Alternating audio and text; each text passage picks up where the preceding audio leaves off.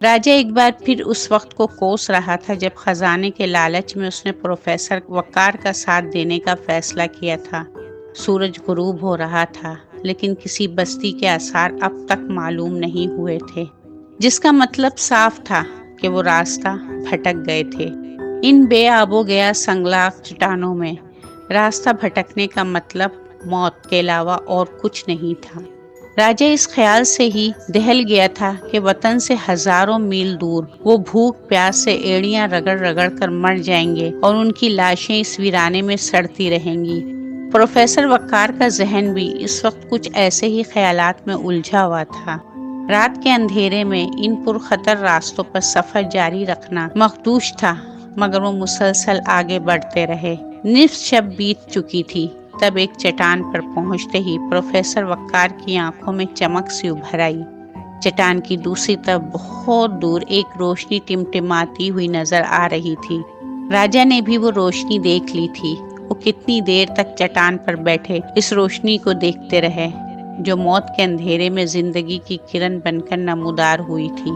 چٹان سے اترتے ہوئے پروفیسر وقار کا پیر پھسل گیا اور وہ کئی فٹ تک پتھروں پر لڑکتا چلا گیا۔ جسم کے مختلف حصوں پر چند چھوٹے چھوٹے زخموں کے علاوہ دائیں ٹخنے پر موچ آ گئی تھی۔ ابتر حالت ہونے کے باوجود راجا اسے سہارا دے کر گھسیٹتا رہا۔ وہ تقریباً 2 گھنٹوں بعد ایک چھوٹی سی بستی کے قریب پہنچ گئے۔ بستی کے کتوں نے بھونک بھونک کر ان کا استقبال کیا۔ وہ کتوں کو دھتکارتے ہوئے ایک گلی کے موڑ پر پہنچ کر رک گئے۔ کتوں کے شور کے علاوہ بستی پر سکوت طاری تھا۔ انہیں سمجھ نہیں آ رہی تھی کہ کریں کیا۔ کسی کا دروازہ کھٹکھٹائیں یا کسی جگہ بیٹھ کر صبح ہونے کا انتظار کریں۔ پروفیسر وقار کے لیے کھڑا رہنا دشوار ہو رہا تھا۔ وہ ایک دیوار کے ساتھ ٹک کر بیٹھ گیا۔ راجا اس کے قریب ہی کھڑا بلا مقصد ادھر ادھر دیکھنے لگا۔ کتوں کی تعداد میں اب اضافہ ہو گیا تھا اور انہوں نے بھونک بھونک کر آسمان سر پر اٹھا رکھا تھا۔ بالآخر چند منٹ بعد ان کے قریب ہی ایک دروازہ کھلا اور ہاتھ میں لالٹین سنبھالے ایک طویل قامت آدمی باہر نکلا۔ وہ 2 اجنبیوں کو اس حالت میں دیکھ کر حیرت زدہ سا رہ گیا۔ پروفیسر وقار کو تبتی زبان پر خاصی مہارت تھی۔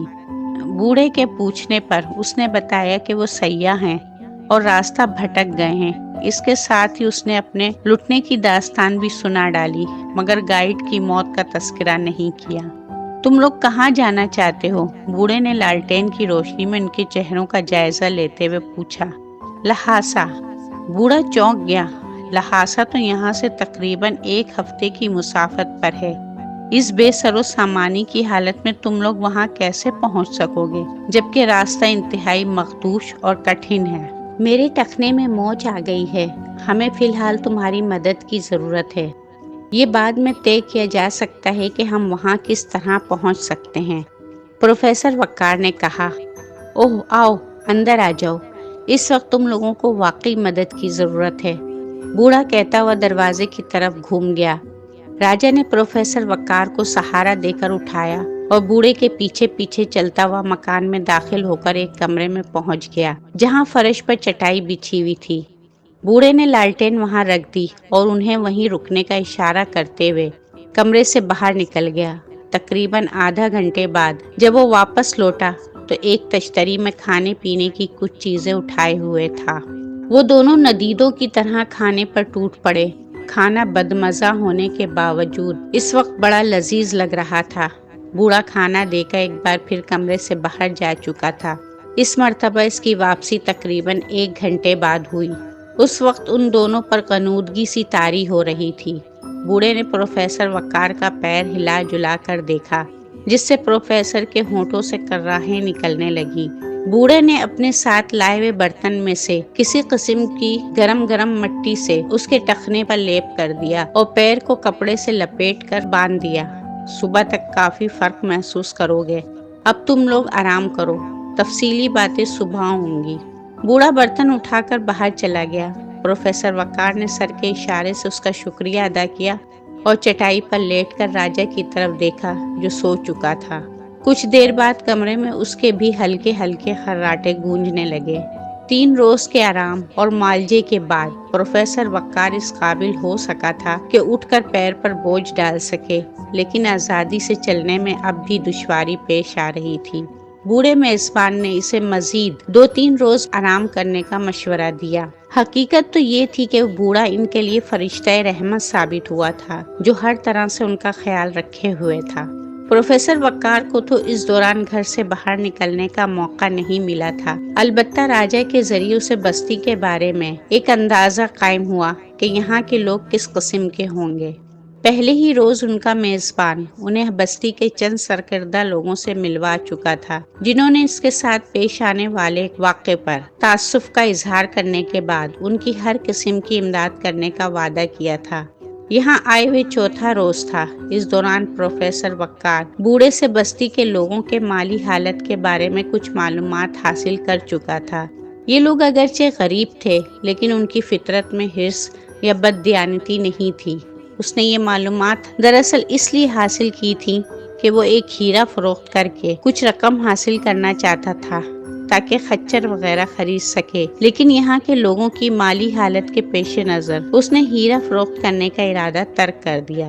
جو لوگ اپنے لیے 2 وقت کی روٹی بڑی مشکل سے فراہم کر رہے تھے، انہیں بھلا قیمتی پتھروں سے کیا دلچسپی ہو سکتی تھی؟ اس نے اسی رقم سے کام چلانے کا فیصلہ کر لیا جو اس کے پاس موجود تھی۔ چھٹے روز جب وہ چلنے پھرنے کے قابل ہوا تو اس نے بوڑھے کے توسط سے 3 خچر اور سامان رسد خرید لیا۔ اگلے روز روانگی کے لیے گائیڈ کا بھی انتظام ہو گیا، جو بوڑھے کے کہنے کے مطابق اس بستی کا سب سے زیادہ ایماندار آدمی تھا۔ گائیڈ کے پاس اپنا خچر موجود تھا، اس لیے اس کے لیے ایسا کوئی انتظام نہیں کرنا پڑا۔ روانگی سے پہلے پروفیسر وقار نے مہمان نوازی کے صلے میں بوڑھے میزبان کو کچھ رقم پیش کرنا چاہی، لیکن اس نے کوئی صلہ قبول کرنے سے انکار کر دیا۔ ان کا سفر صبح سویرے ہی شروع ہو گیا۔ دوپہر تک کوئی دشواری پیش نہیں آئی، لیکن پھر راستے کی مشکلات آڑے آنے لگیں۔ گائیڈ اپنے ہاتھوں کی لکیروں کی طرح ان راستوں کے نشیب و فراز سے آگاہ تھا۔ وہ انہیں ایسے راستوں سے لے جانے کی کوشش کر رہا تھا جو اگرچہ قدرے طویل تھا، لیکن کسی حد تک محفوظ تھا۔ البتہ کہیں کہیں انہیں خچروں سے اتر کر ایک قطار میں پیدل چلنا پڑا۔